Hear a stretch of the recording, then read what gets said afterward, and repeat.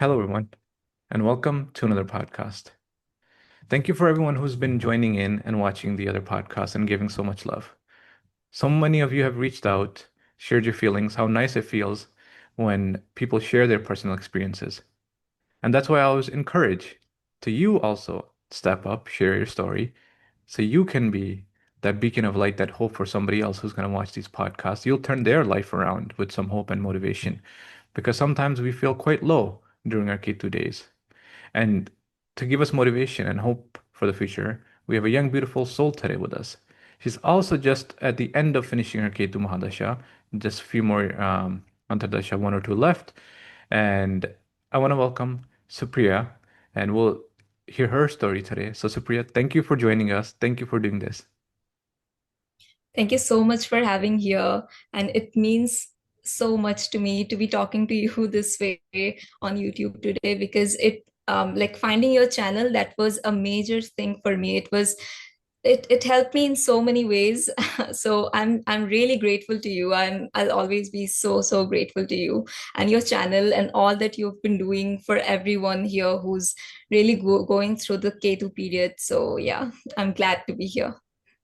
And I'm really thankful that you're also doing this. And thank you for being, like I would say, part of that K2 family, joining many hearts. Because this love, this comfort that you feel, whether it be through the channel, through me, through the words, it's just a mirror of what you have hidden inside you, right? All it takes is someone to reflect that love back to you to show you how complete you actually are as a person as well.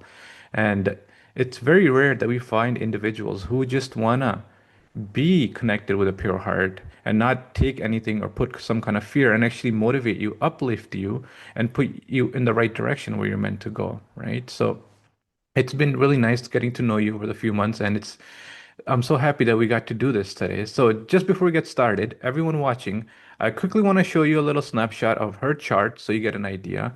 So Supriya has her Ketu in the 11th house, and let's take a quick look at her chart. So this is her chart. She's Aquarius ascendant, and she's got Ketu in Sagittarius in the ninth house. So we'll see how her life unfolded. Her Ketu started just around COVID times, and we'll hear her journey. And Moon 6, Jupiter 5th. So this is a snapshot of her chart. And so Priya, tell us how your life was before Ketu entered, just at the end of Mercury. You were studying in high school, you mentioned. So how was your social life? Because Ketu in the 11th, everybody knows at some point you're going to be isolated. So how did your life turn around, or what things started changing? Who you were just before Ketu started? So I school was really great for me. I had so many friends. I wouldn't say I was the popular kid or something, but I was a confident kid, and I used to participate in almost everything in school. And so people knew me in school, and I had so many friends in class, and everything was basically great. My social life was amazing, and even academically I've always been a good student, and it was all smooth for me. It never felt like studying, or I have never felt academics to be an issue for me because I've always been good at it. So yeah, everything seemed fine. And around 2019, that was like the end of my Mercury period. That's when some things started like fluctuating a bit for me. So like a friend being weird, maybe some kind of relationship not being the way that it was before earlier. And like there was this feeling I had of maybe being more lonely. No, I wouldn't say lonely, but like more being in myself and more people not being able to understand me. But I used to just shut that feeling off, thinking maybe I'm just overthinking this, or this is just something that happens. So I never really paid heed to that. But yeah, after that it was 2020, and I had written my boards and everything, and it had gone fairly well. But yeah, in May 2020, that's when K2 period had started. And back then I was unaware about all of this. I wasn't really into astrology or anything, so I didn't really know about what was going on. But yeah, that's when, so the first major shift was the lockdown, obviously. I was at home, and that wasn't really my favorite place to be, because I used to mostly hang out with my friends before this, and that was fun. And that was a place where I used to feel safe, and I used to feel like myself, and home wasn't that place for me. But now I was forced to stay at home, so I had already like started not liking this new change, this major shift that had happened in my life. So a popular like social girl, and all of a sudden you're forced to stay home, isolated. And usually when Ketu Mahadasha starts, when the Ketu period starts coming around end of Mercury, there is some kind of like a fear that starts acting up on the inside. So was it the fear of like COVID or lockdown, or something else maybe started in, did you feel fear at any point of life changing, or some kind of a hidden fear that was starting to rise up inside you at any point? Yeah, so definitely. So in 2019, I knew that my school life is ending, and now I had to move on to the next stage, that is college. And I had started looking for colleges, and I was trying to see what courses I wanted to get into and all of that. But maybe I was lacking somewhere. Maybe I was overconfident with all, like with the past, basically, because I had never had any issue with schooling or anything. So maybe I was overconfident in that area. I was thinking, oh, this will be fine for me, and I'm going to get into any college that I want to. I have good grades and everything. So really thinking what I wanted to do and all of that. But yeah, there was this sense of fear I had, because I knew my life is going to change now and everything. And in 2019, I always knew that I was going to move out of house and out of my hometown for college. So I was preparing myself for that. And honestly, I was excited. I wasn't really scared of that, because it's what I had always wanted. And the lockdown was something which I had never anticipated. I never thought this is how it was going to be for me. And that had really changed everything and thrown off all my plans that I initially had made. So what would you say that first initial awakening or the big bang or something that Ketu comes to shake you that turns your life upside down? So was it not being able to apply to colleges now because of the lockdown, or was it something else that Ketu shook you and kind of like made you realize that your life is about to turn upside down now? So what was that triggering event at the like Ketu Ketu or Ketu Venus period? Something at the initial days. Okay, so I had applied for a college, and I heard back from them, and I was accepted in that college. And I had to make a decision within a month or so, and I had to pay the initial fee for admission and all that. And that's when I started doubting my decision. I started thinking, is this what I want to do? Is this like, that's when the lockdown had started, and it was the initial phase of the lockdown. And I started doubting myself. I was like, is this really what I want to do? Do I even want to join this course? And so I talked to my sister, and she was like, if you're not unsure, then maybe you should take a step back and maybe really think about it, because already like we have a lockdown going on, and it's a global pandemic and everything. So like the colleges are not starting yet, so you have some time right now. You can take some time and really think about it and think what you want to do. So yeah, that was, I would say, the initial, that was the first thing which really changed things for me, because I didn't take admission in that college, and I decided to like take a step back and maybe take a year for myself, and then figure out what I really wanted to do. And yeah.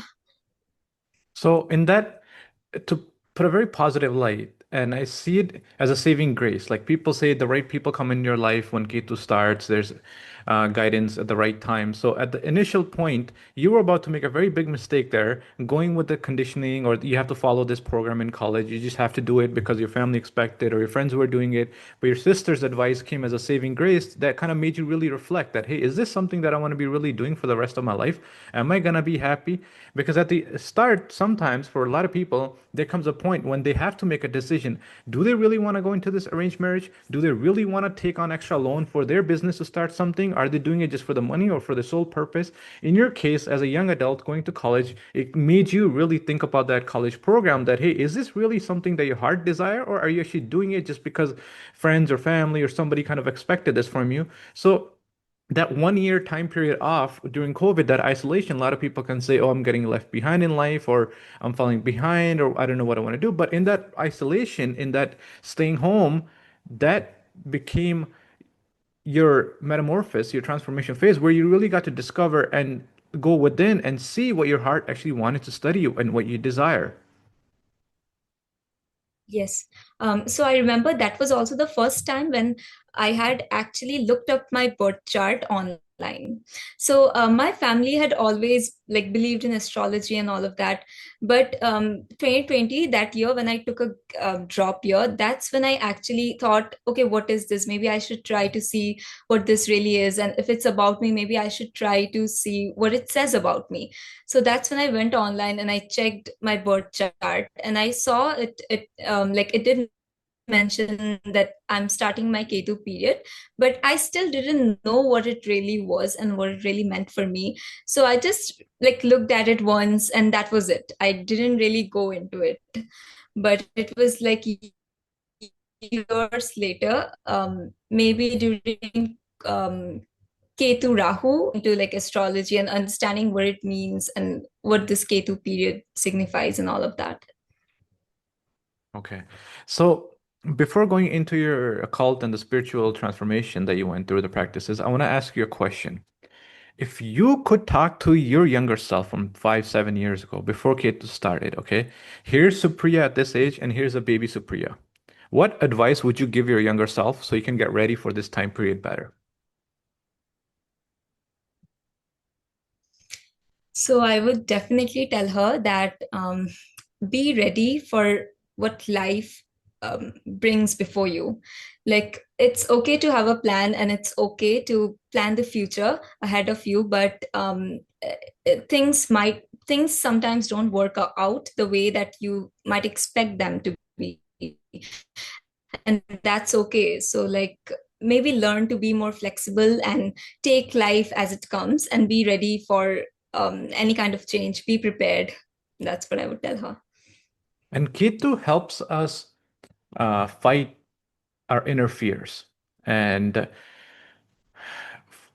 if we talk about your life with the Antardashas, so you took a time off, there was COVID, and then you were contemplating where to go, which colleges to apply, and meeting you. And I said, there's a point where you have to move away from home. And that was such a big girl, especially with the Indian culture where sometimes we're not allowed to move out. Our parents want to protect us, they don't want to send us away and stuff. So it kind of made you speak for yourself, but with love. There was no disconnecting from family, but it kind of made you speak up what your heart desires among the family and accept it for you are. So, speaking up, I would say was one of your hidden fears, and maybe you want to share a little bit on that. And also, what other fears would you say Ketu helped you overcome that you had inside growing up, and you feel more confident now having to gone through the Ketu Mahadasha, facing your fears now?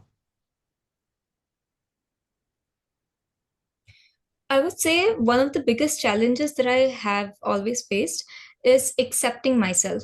I've always been that person who would point out her own flaws. Like I was constantly looking for flaws in myself, and maybe I was doing that as a coping mechanism. Like before somebody else points it out, maybe I'll be doing it for myself. So that way I take that power away from them. So, but it wasn't really helping me because it wasn't coming from a place of self acceptance. So I was constantly being like criticizing myself and not really trying to do something to change those things which I was criticizing myself for. So that wasn't helping me in any way. Instead, it was just shying me away. And I used to like, I had made this kind of shell around myself. I would not be myself around people, try to be somebody else. I was being a different person every time I met a different person. So yeah, that was a major challenge, I would say. And during those years when I was alone and I was sitting with myself, I really thought about this and I really tried to fix my self concept. I really tried to accept myself for who I am, and yeah, just be more ready to show people who I really am and be able to accept that. And yeah, that was a major challenge. And also about moving out of home. Yes, my parents were not really like with this idea of me moving away, but I guess it was also around the same time when I found your channel and I spoke to you, and you had talked to me. You talked me through this thing, and you asked me to really gather that courage and talk to my parents. And that was really difficult for me initially, but my sister also helped for me. Like, it was, there were a lot of times when I couldn't speak to them directly, when she spoke on my behalf. So it really did help me. And I guess I'm really glad that I did speak when I had to. And can you put a little bit more light on this topic? Because we're so conditioned to respect or always be quiet in front of our parents. So tell how your life was in detail, like because you were trying to apply in the home city and you were not able to get acceptance. And I said you have to move out because in K2 you have to stand up for yourself somewhere. It'll make you fight for your rights in a respectful, politeful manner. We're not saying to be rebellious, but you had beautiful conversation, but you were scared because we were always conditioned to not speak up to our parents or put our desires in front, our wishes in front. So explain, like, put a little bit light on your journey, how trying for acceptance for college in hometown or the local area you're from, and how challenging it was, and how beautiful it became once your father said yes, that, and then your admission came from other states, and how that period was like going from rejections to finally facing that fear of not speaking up, and your family accepted you, everybody loves you, and you're still with great communication, and here you're pursuing your higher studies. So I think that's one of the biggest transformation period. And can you describe that a little bit? Okay, so initially I was actually applying for medical colleges. I thought I would get a degree in medicine, and that's what I wanted to do. But that wasn't happening for me. Like, I wasn't being able to get into the colleges in my home state. And yeah, that I always thought that maybe this is how I would be doing it, but it wasn't happening. I always thought I should stick to this and I should really try harder and harder. Maybe I'm not doing enough, but that wasn't happening for me. And I decided to try for psychology. And, and yeah, I didn't want to pursue it in my own hometown because that place, I just always wanted to move out, and that place didn't have the best memories, I would say, for me. So I wanted a new place, a new start, all of that. So I started talking to my parents. I have never really had a relationship with my father, like the kind of relationship where I can go and speak my heart out to him. I couldn't do that. So that was a major issue. And uh, like, coming from a brown family where my father really controls everything. So it was really important to get him on board on this. So I started with talking to my mother and my sister, like, who was always on my side. So I started with talking to my mother, and like, I first convinced her. And it became much easier because I had my sister who was talking on my behalf. And she was the one who actually went and uh, like brought this topic out. And that's when I got the chance to say this out loud to my father. And I guess after a point he understood. Like, initially it was difficult for me to get my point across to him, but he finally did understand. And at that time it felt like a miracle to me, and I was really, really grateful for that. So it was just blessings waiting in disguise for you to have that conversation, and your life completely has changed around. And now today, you're away from your hometown, pursuing your degree. You're a lot more happier. You're finally being you. As you get for ready for Venus, you just can't stop smiling now because you have learned to live authentically and be yourself without any fears inside, right? Yes. Um, Yes, I would, that's I would put it that way, sure. so I want to talk a little bit about Keto helps us break down the illusions, whether it be fake friends you had because you have Keto in the 11 social circles you saw through the friendships and stuff. So, what were some of the illusions that Keto helped you see through people? Like, oh, these are just fake friends I had, or the fakeness in the world. And how did that change your life? the truth that you saw in people, how has it shifted your perception about life now? Big friend group in school. And I guess it was 2021. um, that's when that was my Ketu Sun period. That's when I started losing friends. Like suddenly out of nowhere, there were these friends I used to consider them like family to me, and they were just leaving me based on nothing, without like any explanation or anything. It was like I woke up one day and I had nobody around me, and I could not accept it at that point. I couldn't understand what was happening, and how could these people who I thought would stay with me like all my life, they were suddenly just leaving me for no reason at all. And I started to think, what am I doing wrong? Like, what have I done to them that they're acting this way? Or like, it really made me doubt myself, because I've always tried to be a good friend, but I couldn't understand their behavior, and it really made me doubt myself.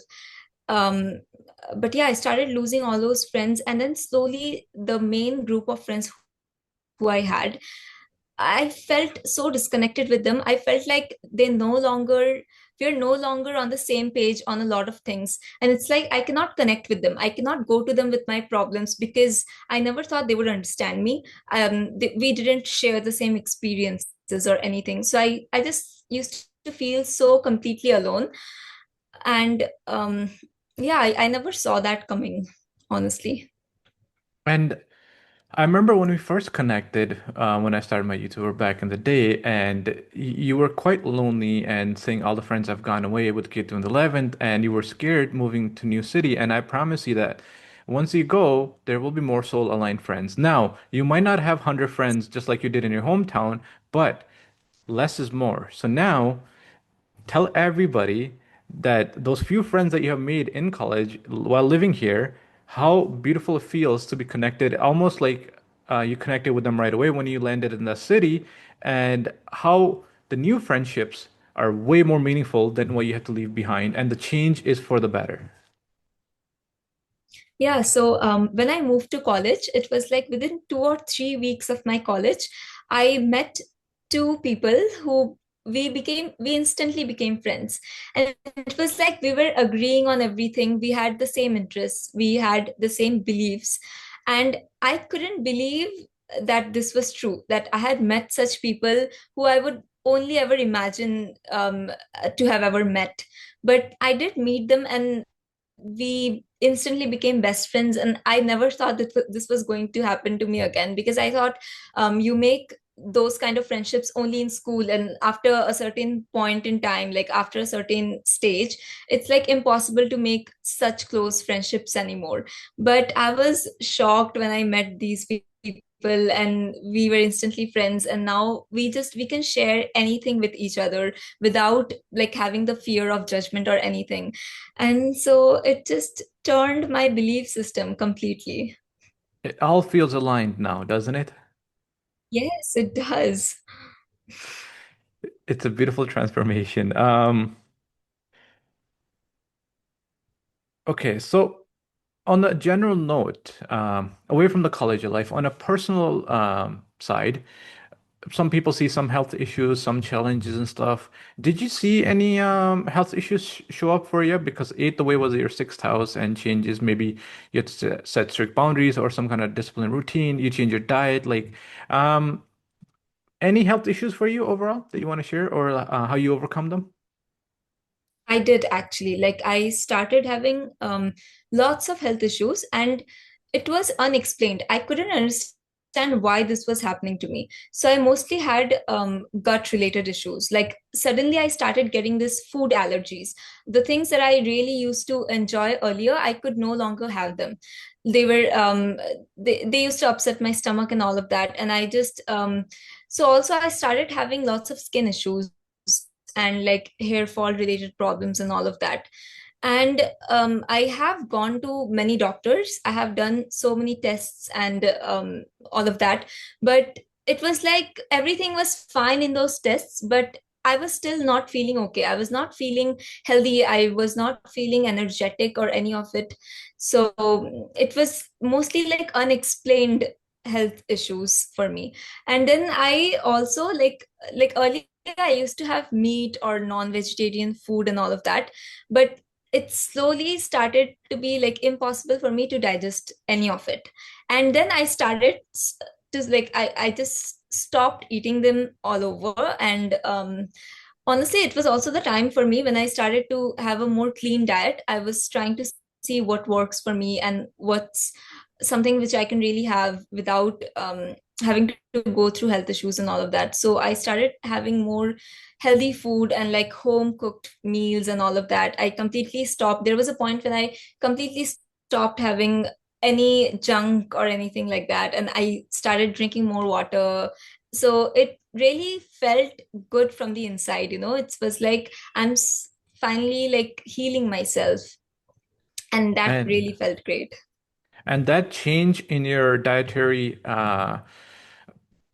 habit, the foods that you used to eat and like eating outside. So those changes, would you say they made a positive impact on the illness? And now you're kind of coming out of it, less hair fall, less gut issues. So you're eating more. I always say it's soul-aligned food, which is like fresh food. There's lots of energy in the freshy organic foods, homemade food, especially cooked with your own hands with positive vibes.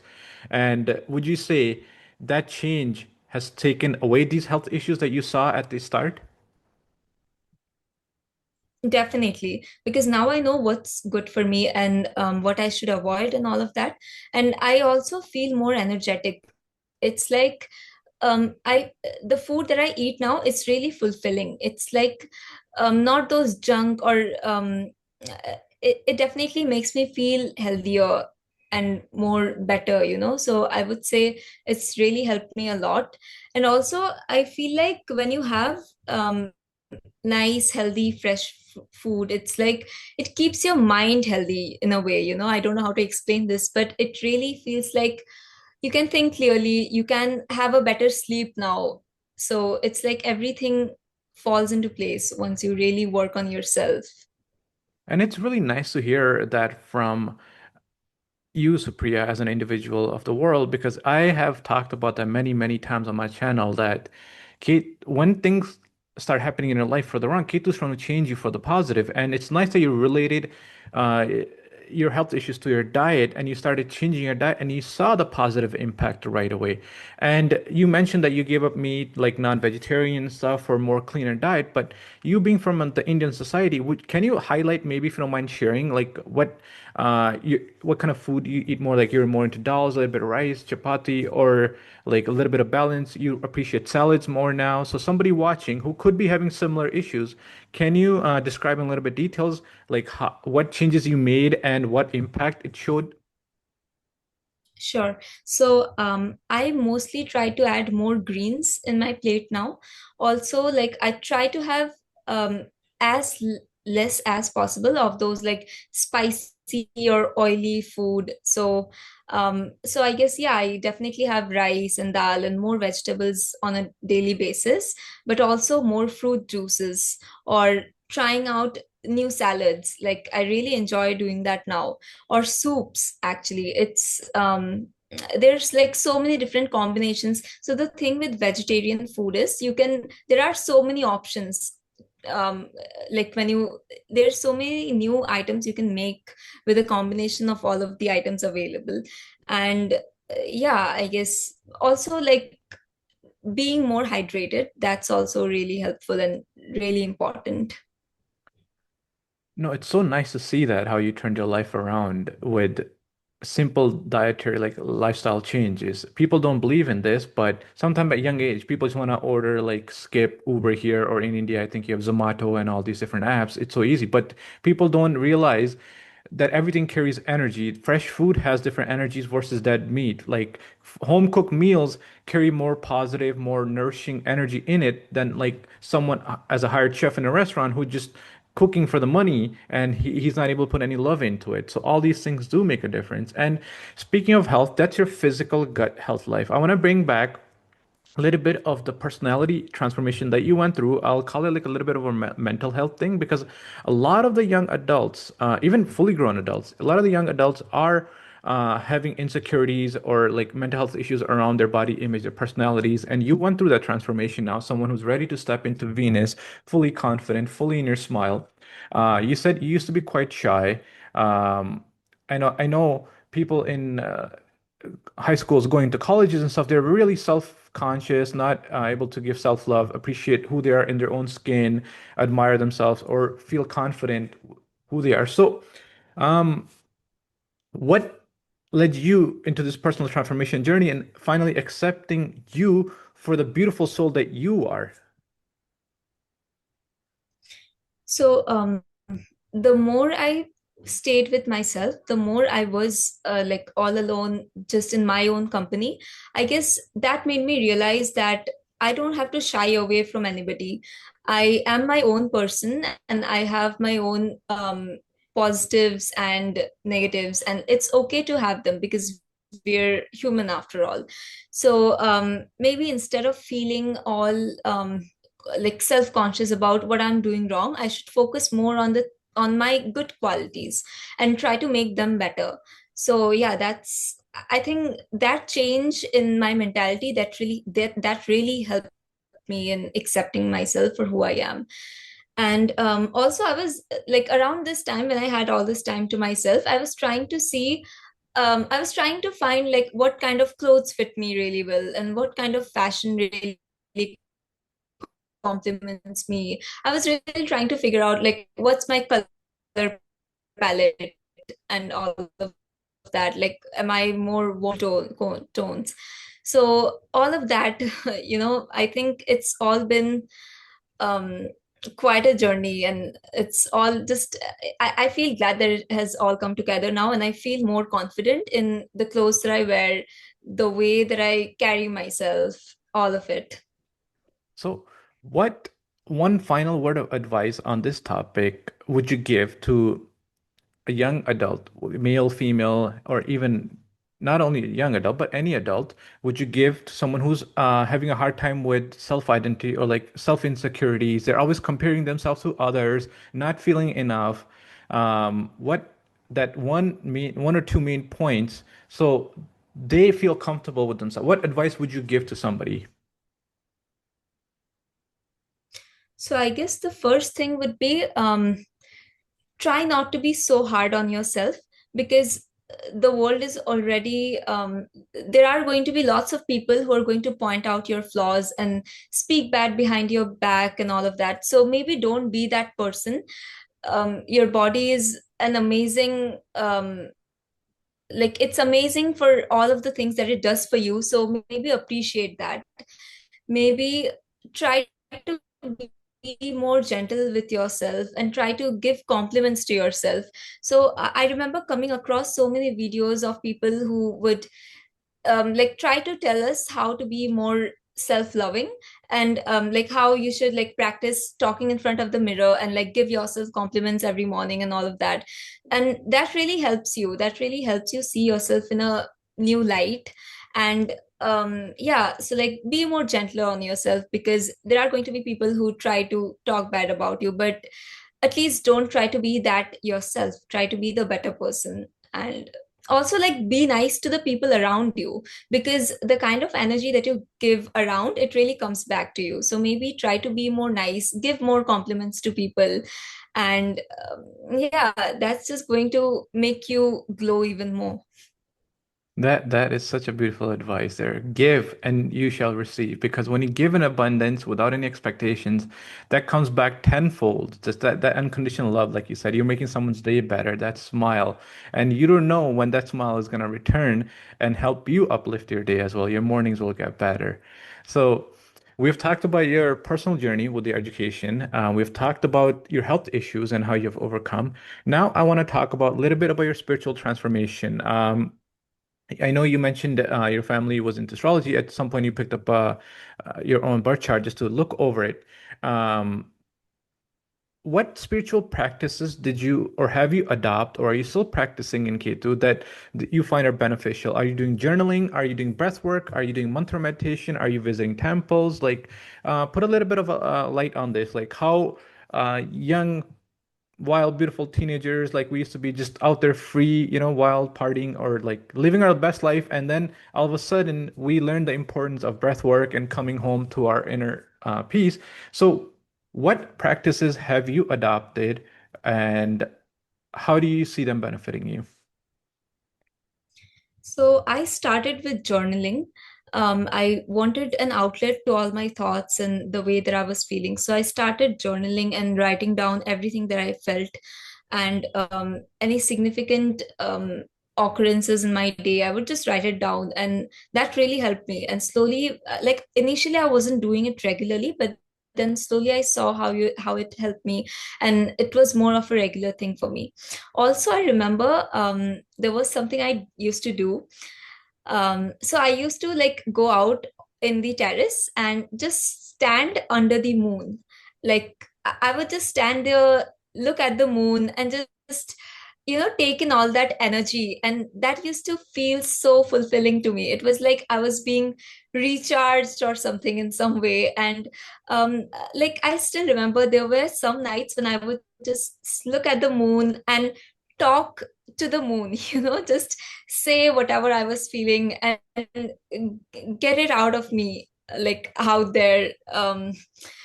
That felt so liberating to me. It felt like somebody out there was listening. It was like the universe was listening in some way. And yeah, I would tell about my wildest dreams, my wishes, everything that I wanted would happen to me. And I don't know, it just feels like maybe the universe heard me and it's slowly giving all of that to me or giving me back whatever was taken away. So that used to feel amazing. No, thank you for sharing that. It's so deep and beautiful because everyone connects with the universe differently. Some connect with the sounds of the birds while on a walk. Some look at leaves and they feel oneness. Some are in their mantra meditation day and night, close their eyes and they feel oneness. And for you, it's under the moonlight and feeling part of the universe that you're no different, that you could connect with the energies of the moon. And when you're out there putting your thoughts, your vibration out to the universe, you see them manifesting and unfolding right in front of you for the better. And everybody connects different. Everybody finds that oneness differently. And that is so beautiful that you can just go out and share your story with the stars and the moon. Yeah. So it was like even when there was nobody around me, I had the whole universe listening to me. I had like it was like a warm hug, honestly, like standing under a full moon like that and just bathing in that light. And it was one of the best feelings ever. And I think you should keep that feeling always because moonlight is free. And never forget to ground yourself. However it works, I always say it's a personal transformation journey for everybody. For you, it's to the moon. And always take time to connect. And what else can I ask? So, on the high level, there's people that are chasing relationships. Sometimes people have heartbreaks in Ketu. Some people meet people, some are chasing. And would you advise somebody stop chasing? If you had a heartbreak, don't go for a rebound or just stop chasing boys. Chase your dream, chase your soul aligned purpose more so than trying to fit in a relationship. Would you value your soul path more than hunting for a boyfriend during Ketu? Definitely. And I did learn that lesson to put myself before any relationship or any person, any second person. Because I think if you work on yourself, I think for a relationship, you first need to be able to love your own self. Like if you work on yourself and if you feel like somebody who's like more worthy, I think that really helps you attract those kind of people. The more you work on yourself and the more you better yourself, I think it makes you ready for these experiences and like to meet more soul aligned people, I would say. So yeah, first work on your own self and try to be a better person, have more hobbies, and like learn more things. There's so many different things to learn in today's world. So like really work on yourself, get skills and develop your own skills and hobbies, and then the right person will just come along. So yeah, you don't have to chase after that. It just like be more accepting it, and it will just the best things will find you. And I love the way you have put it. So we're not gonna open a book on relationships here, but you have summed it up in the most beautiful way is heal yourself, work on yourself, and when you're in your aura, in your right frequency, you will attract the right partner. Because if you're unhealed, you've gone from one broken relationship and you just quickly want to jump into something else, you are gonna attract a broken partner who's gonna still keep trying to break you open until you heal yourself first. And you just summed it up in the most beautiful way. Because people, they have a tendency to stop without working on themselves. They want to jump from one to the other to the other.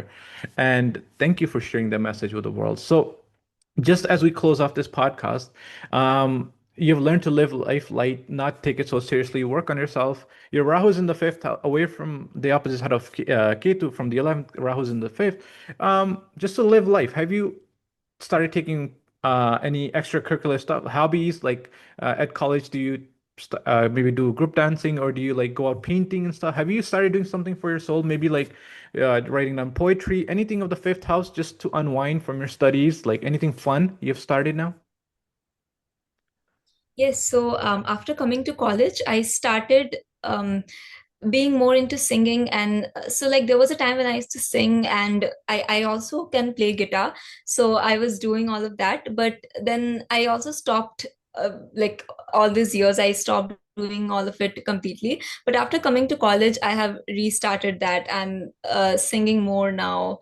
And I had performed actually, like in the first month of college itself, I had performed for a college fest, and that was the first time in several years, and it felt great to me, and everybody appreciated me, and that really reminded me of this part of myself that I had just maybe forgotten along the way. And yeah, so I'm doing that now. And also I'm trying to write more now, like more articles and all of that. I still haven't put it out there somewhere on the internet, but I'm keeping it to myself and trying to like refine my skills more.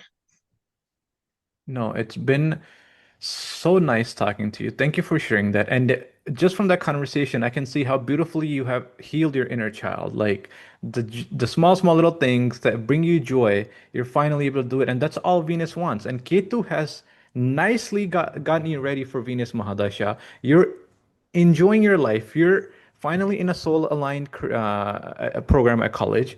You're finally doing the things you have always been doing since as a child, but you stopped. Now you finally found that little inner peace again.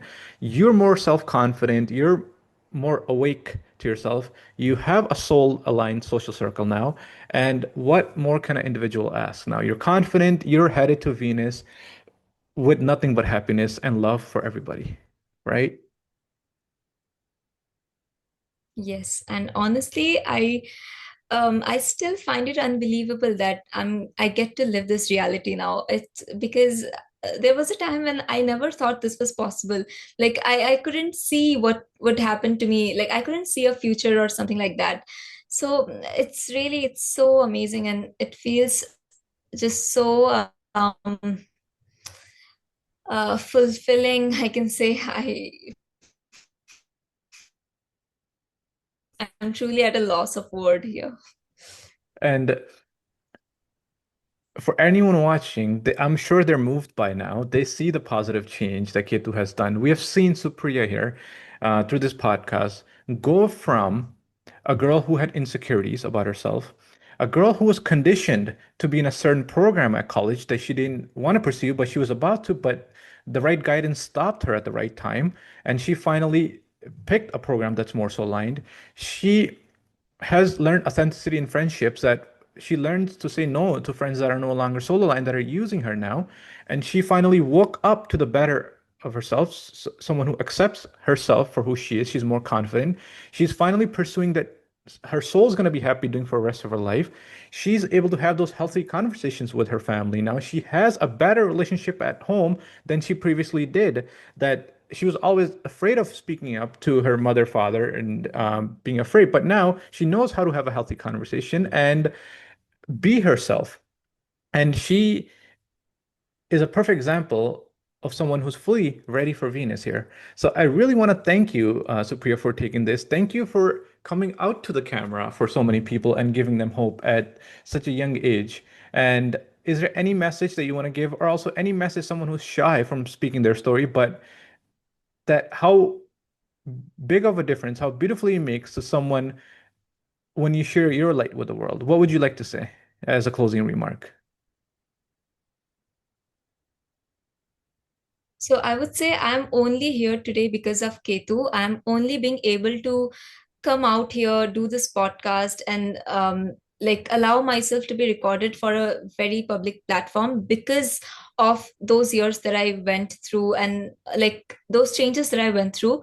So I would, a few years back, I would never have had the courage to do this, but today I do because I am more self-accepting now. Also, I think this is going to help so many people, like so many people can benefit from getting to know other people's stories because I know it helped me during those days when I felt so lonely. I used to go on YouTube and like the more I learned about Ketu and the more experiences of other people that I heard about, it really helped me understand my own experiences. So I really hope that somebody else finds this video helpful and yeah, that's about it, I guess.